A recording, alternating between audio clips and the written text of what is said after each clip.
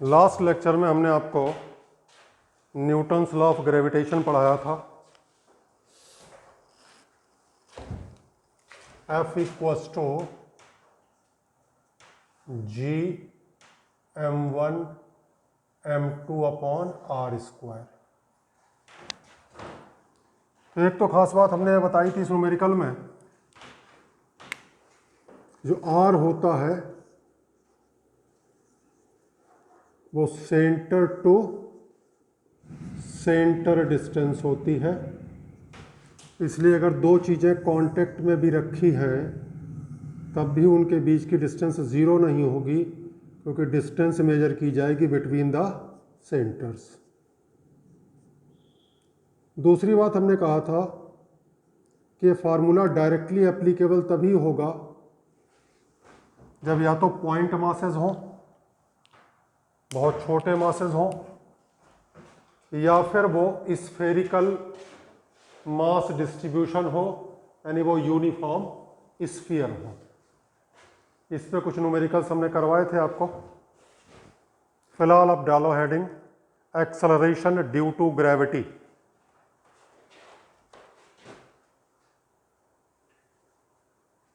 Acceleration due to gravity.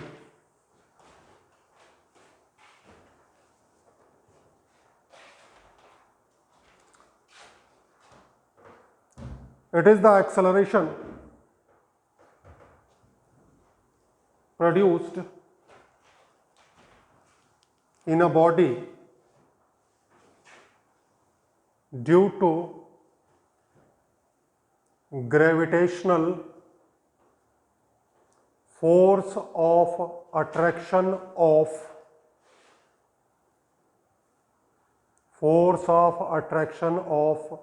planet oblique satellite oblique star, जिसके लिए निकालना हो। तो जैसे हम अर्थ में बात करते हैं एक्सेलरेशन ड्यू टू ग्रेविटी, तो ये क्या हुआ? Acceleration produced in the body due to gravitational force of attraction exerted by earth on the body. ठीक,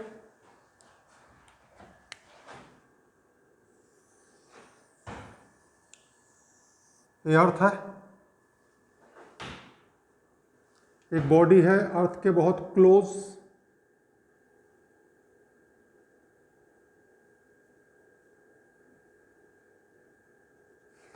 बॉडी का साइज अर्थ के साइज में के कंपैरिजन में निग्लेजिबल है, तो सेंटर टू सेंटर डिस्टेंस हो गई कैपिटल आर। अर्थ का मास मान लिया कैपिटल एम, बॉडी का मास मान लिया स्मॉल एम।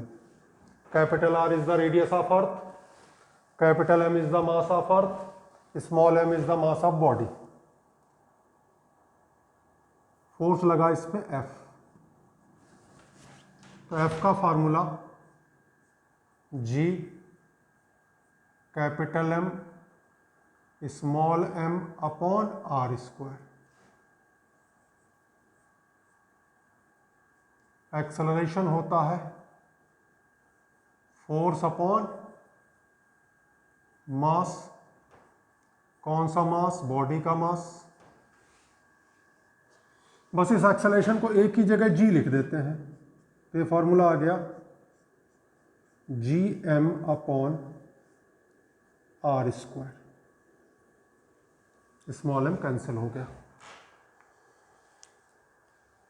इस फॉर्मूले को देखने से ऐसा लगता है कि inversely proportional to r square है, लेकिन मास इक्वल्स टू होता है वॉल्यूम इनटू डेंसिटी। अर्थ को स्फीयर मानेंगे, वॉल्यूम हो जाएगा 4/3 pi R cube, density rho. Put कर दो G upon are square, mass की जगह 4/3 पाई आर क्यूब रो, जी की वैल्यू आ गई 4/3 पाई जी रो आर। यहाँ से आपको दिखाई पड़ रहा है रेडियस के डायरेक्टली प्रोपोर्शनल है। तो if density is given, radius के directly proportional, if mass is given, radius के स्क्वायर के इन्वर्सली प्रोपोर्शनल।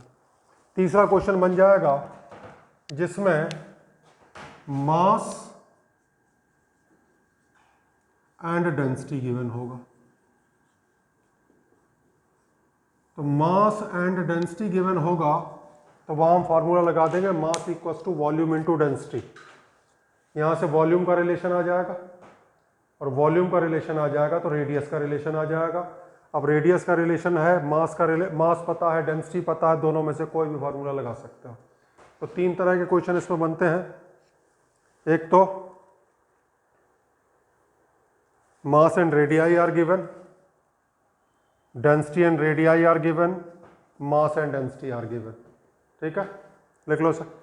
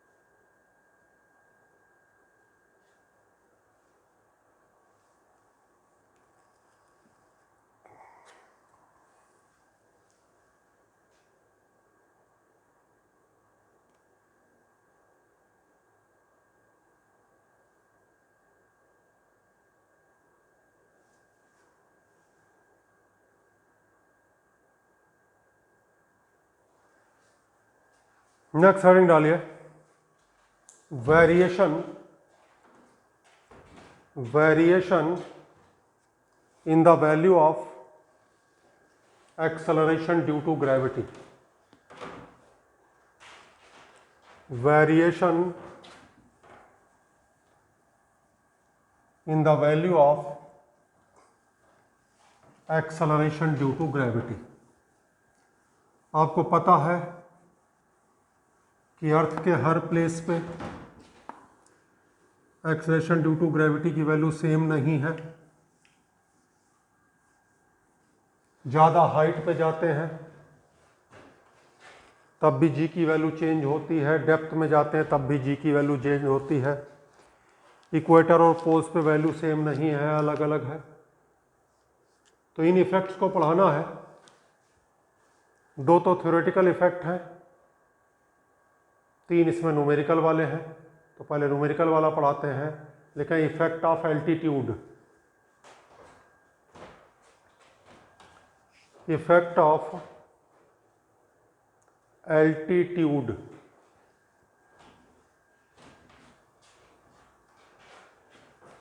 हाइट का इफेक्ट।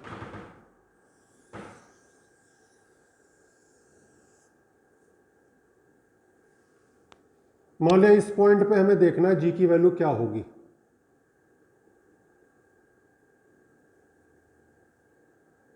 ये अर्थ का सेंटर है,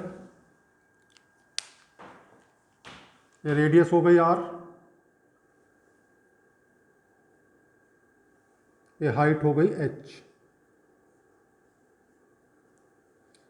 यहां हमने एक बॉडी रख दी,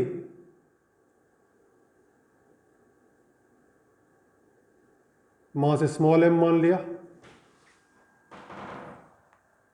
तो जैसे जैसे हम ऊपर जाएंगे वैसे वैसे सेंटर से डिस्टेंस बढ़ेगी, डिस्टेंस बढ़ेगी तो फोर्स घटेगा, फोर्स कम होगा तो एक्सेलरेशन भी कम होगा। लिखें as we move up, as we move up the distance from center of earth increases, distance from center of earth increases,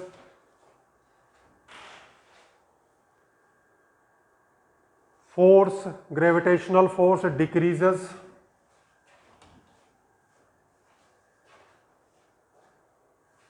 acceleration due to gravity decreases, acceleration due to gravity decreases। चलो देखो भाई,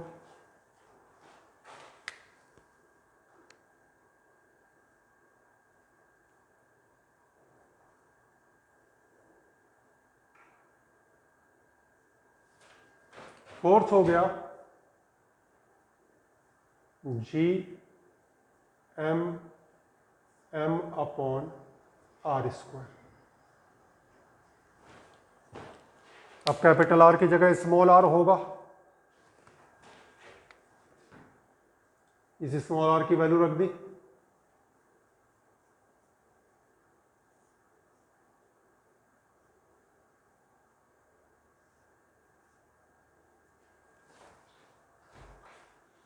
are plus h का whole square. Acceleration force upon mass, इस बार acceleration को हमने जी dash लिख दिया क्योंकि जी हमने किसके लिए लिया है, एट द सरफेस ऑफ अर्थ के लिए लिया है, तो बाकी जी डैश, तो जी डैश हो गया G m upon r plus h का होल स्क्वायर। अब जी की वैल्यू हमें पता है, G m upon are square, ये कहां है अर्थ की सरफेस पे,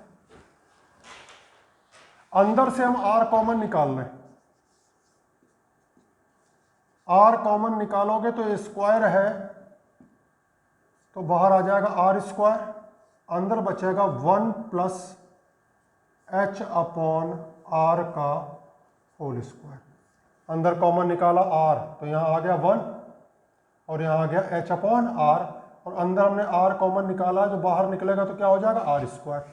अब G m upon are square की वैल्यू हमें पता है जी, उसकी वैल्यू पुट कर दी तो G dash equals to G divided by 1 plus H upon R का होल स्क्वायर, ये आ गया जी फार्मूला।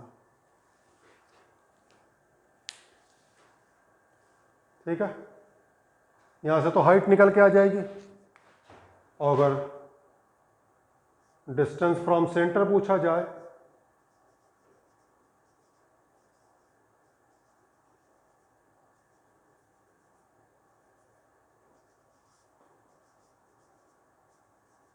तो ये हो जाएगा आर प्लस एच, लिख ही चुका है स्टार्टिंग में।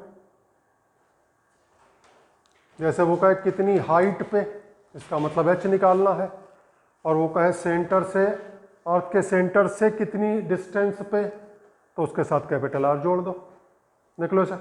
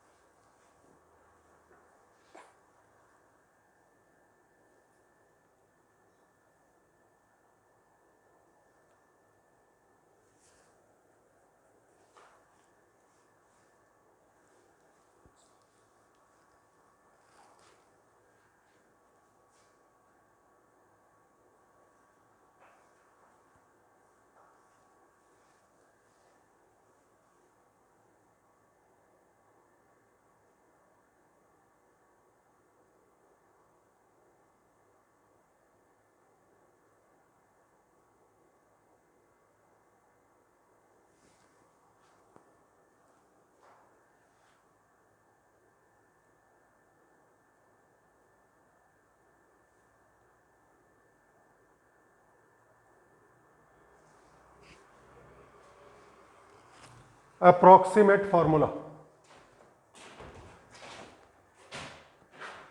Approximate formula. मान लिया हाइट बहुत कम है, अब बहुत कम या ज़्यादा किसी चीज़ के कंपैरिजन में होती है। अर्थ की रेडियस होती है 6400 kilometre,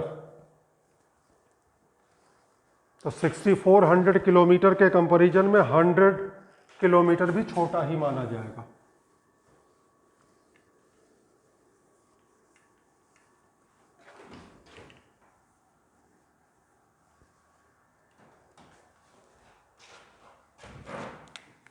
ji dash equals to जी, ये आ गया 1 प्लस एच अपॉन आर की पावर -2। एक एक्सपेंशन मैथमेटिक्स में आप लोग पढ़ते हैं 1 प्लस एक्स की power n equals to 1 plus n x plus higher powers, square आएगा, क्यूब आएगा। अब अगर h की वैल्यू बहुत छोटी है अर्थ के रेडियस के कंपैरिजन में, तो h अपॉन आर क्या हो जाएगा, स्मॉल हो जाएगा। जैसे मान लिया 6.4 किलोमीटर पे देख रहे हो, तो यह आ जाएगा 6.4 डिवाइडेड बाई 6400, 1 अपॉन 1000, ये तो काफी छोटा हो गया। सो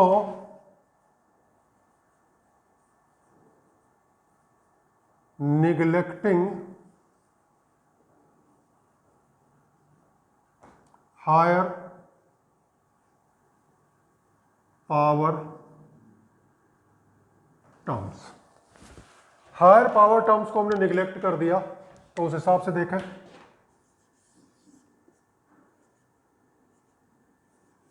approximately equals to G 1 minus 2h upon r. Power को इससे मल्टीप्लाई करना, तो पावर कितनी है, -2 को इससे मल्टीप्लाई करा तो हो गया -2h upon r. It is very approximate, तभी इस्तेमाल करना है जब h काफी छोटा हो। जैसे वो कहे कितनी हाइट पे g की वैल्यू 99% रह जाएगी, तो 99% रह जाएगी का क्या मतलब हुआ, 1% ही तो चेंज हुआ, तो अप्रॉक्सीमेट फार्मूला लगा दो। वो कहे कितनी हाइट पे 64% रह जाएगी, तो 64% रह जाएगी का मतलब 36% का चेंज हुआ, और 36% छोटा थोड़ी माना जाएगा। तो क्वेश्चन में देख लेना कहाँ अप्रॉक्सीमेट फार्मूला लगना है और कहाँ एग्जैक्ट फार्मूला लगना है। फिलहाल कुछ क्वेश्चन अभी हम आपको करवाएंगे, इसे लिखें।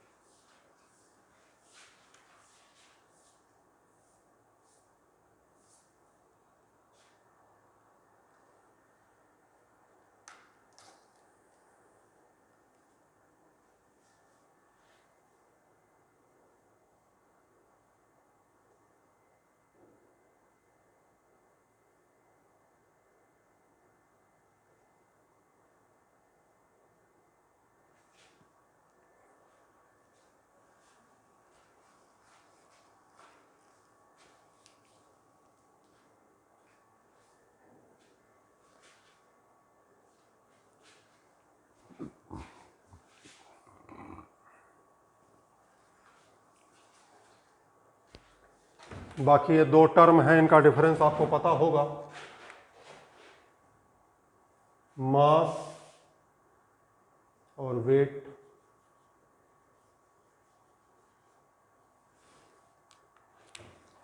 मास क्या होता है, मास होता है किसी बॉडी के अंदर कितना मैटर कंटेन्ड है, kg। वेट क्या होता है? वेट होता है ग्रेविटेशनल फोर्स एग्जर्टेड बाय अर्थ। अगर अर्थ पे खड़े हैं या अर्थ के आसपास है तो मून होगा, तो मून, तो जो प्लेनेट या सैटेलाइट जिस पे हम खड़े हैं या जिसके आसपास हैं, वो जितना फोर्स एग्जर्ट करेगा उसे हम कहते हैं वेट। मास अगर m है तो वेट है mg। इसका यूनिट है kg और इसका यूनिट होता है न्यूटन या kg metre per second square. तो मास और वेट में जरा फर्क समझ में आ गया। मास वैरी नहीं करता है, वैरी कौन करेगा? वेट। और किस वजह से वैरी करेगा? जी की वैल्यू की वजह से वैरी करेगा। जैसे जी की वैल्यू पोल्स पे ज्यादा है, इक्वेटर पे कम है, तो पोल्स पे वेट ज्यादा है, इक्वेटर पे वेट कम है। क्लियर हो गई बात? मून पे जी की वैल्यू अर्थ के मुकाबले 1/6 है, तो मून पे किसी भी आदमी का वेट अर्थ के कंपैरिजन में 1/6 होगा। मास चेंज नहीं होगा, मास तो उतना ही रहेगा। चेंज क्या हो रहा है? वेट। वेट क्यों चेंज हो रहा है? क्योंकि जी की वैल्यू चेंज हो रही है। और यहीं से एक फोर्स का पुराना यूनिट है केजी वेट। केजी वेट का मतलब हुआ इतने केजी पे जो अर्थ का ग्रेविटेशनल पुल है। जैसे हमने कहा 5 केजी वेट, 5 केजी वेट का मतलब 5g न्यूटन। तो पुराना यूनिट है, अब जनरली यूज नहीं करते केजी वेट को, अब न्यूटन ही लेके चलते हैं, क्योंकि ये पता है जी की value place to place change होती है। ये पुराना यूनिट है, फिर भी बता दिया। केजी वेट का मतलब होता है जितना केजी लिखा है उसे जी से मल्टीप्लाई कर दो, न्यूटन में आ जाएगा। ठीक है, तो लिखो पहला क्वेश्चन, देख लो इसे भी 1-2 line.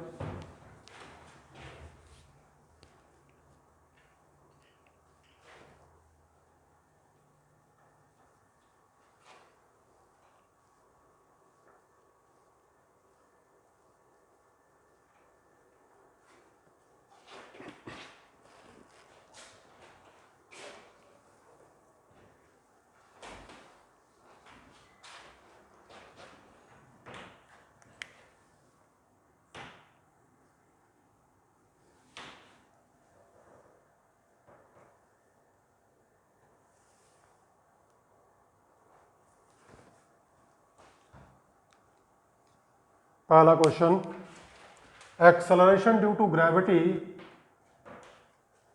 Acceleration due to gravity at the surface of earth is 9.8 metre per second square.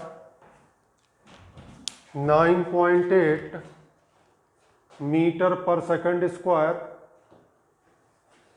Calculate its value at the surface of a planet.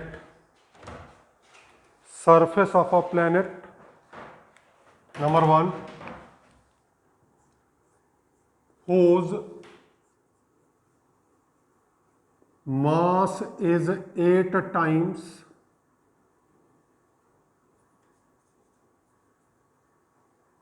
radius is double that of Earth.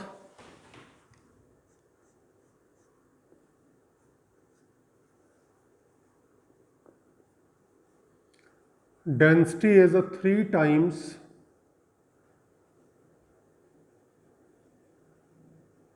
radius is double that of Earth.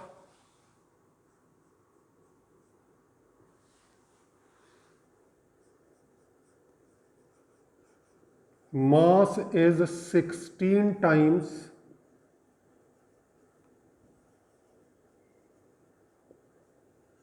density is double that of Earth. हमने बताया था 3 तरह के question बनते हैं।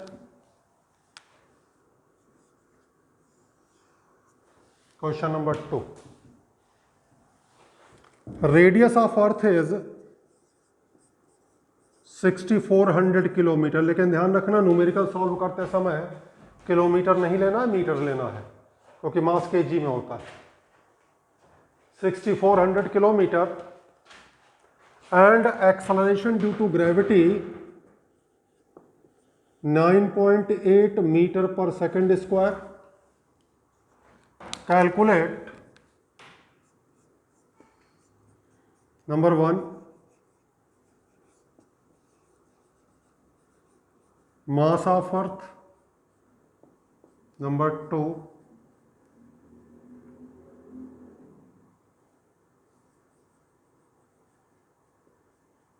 Density of earth. हमने आपको एक टॉपिक पढ़ाया था मेजरमेंट, जिसमें हमने कहा था कि मेजरमेंट 2 तरह का होता है, एक डायरेक्ट और एक इनडायरेक्ट। इसमें हमने कहा था किसी दीवार की लंबाई नापनी है, टेप लिया, मेजर कर लिया, ये तो डायरेक्ट मेजरमेंट हुआ। दूसरा कौन सा मेजरमेंट? इनडायरेक्ट मेजरमेंट, जिसमें मेजरमेंट हम किसी और चीज का करते हैं और रिक्वायर्ड चीज उसे कैलकुलेट करते हैं। इनडायरेक्ट मेजरमेंट की जरूरत कब पड़ती है? तो हमने क्या कहा था, या तो साइज बहुत ही बड़े हो या साइज बहुत ही छोटे हो, या हम वहां तक जा ही ना पाए। अब अर्थ का मास निकालना है, तो अर्थ का मास निकालने के लिए कोई तराजू नहीं है जिसमें अर्थ को तौला जा सकता है। डेंसिटी के लिए चलो कह सकते हो एक बार को कि एक हमने चंक, एक ब्लॉक खोद लिया और उसका मास निकाल लिया, हालांकि वो भी डेंसिटी जो है वो सही नहीं मानी जाएगी, क्योंकि अर्थ की डेंसिटी जो है डेप्थ के साथ चेंज होती है। तो जब अगर हम बात कहेंगे डेंसिटी ऑफ अर्थ, तो डेंसिटी ऑफ अर्थ का मतलब ये नहीं कि ऊपर ऊपर की डेंसिटी। तो इसके लिए किसकी जरूरत पड़ेगी? इनडायरेक्ट मेथड की। किसके काहे से निकालोगे? जी के फार्मूले से निकालना होगा। एक हमने डेंसिटी से रिलेटेड फार्मूला पढ़ा रखा है और एक हमने आपको मास से रिलेटेड पढ़ा रखा है। Question number 3,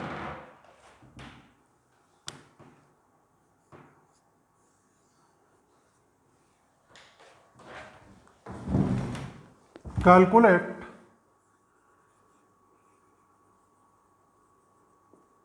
height and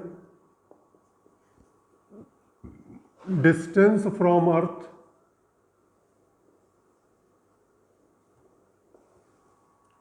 at which weight of a body will become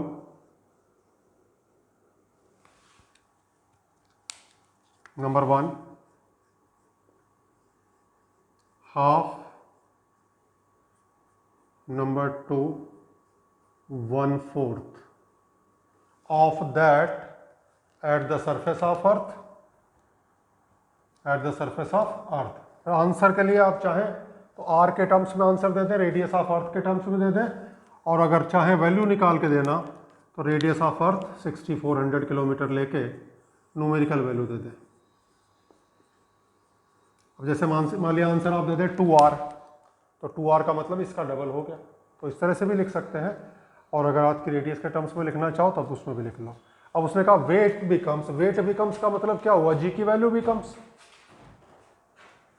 wait mg होता है, तो m पे तो कोई फर्क नहीं पड़ेगा, ये जो भी चेंज आएगा वो किसकी वजह से आएगा? जी की वजह से। Question number 4, calculate height at which the acceleration due to gravity will become number 1 1/16, number 2 64%, 36%, 99%, 98% of that at the surface of earth, of that at the surface of earth। 4 question करने हैं, take a time of 20 minutes. उसके बाद अपने solutions check करें। ये समझ में आ गया होगा 99% और 98%, ये छोटे चेंज हैं। एक में 1% का चेंज है, एक में 2% का, तो इनमें अप्रॉक्सीमेट फार्मूला लगाएगा, और बाकी चेंज बड़े हैं उनमें एग्जैक्ट फार्मूला लगाएगा। तो करें, उसके बाद चेक करवाते हैं आपको आंसर।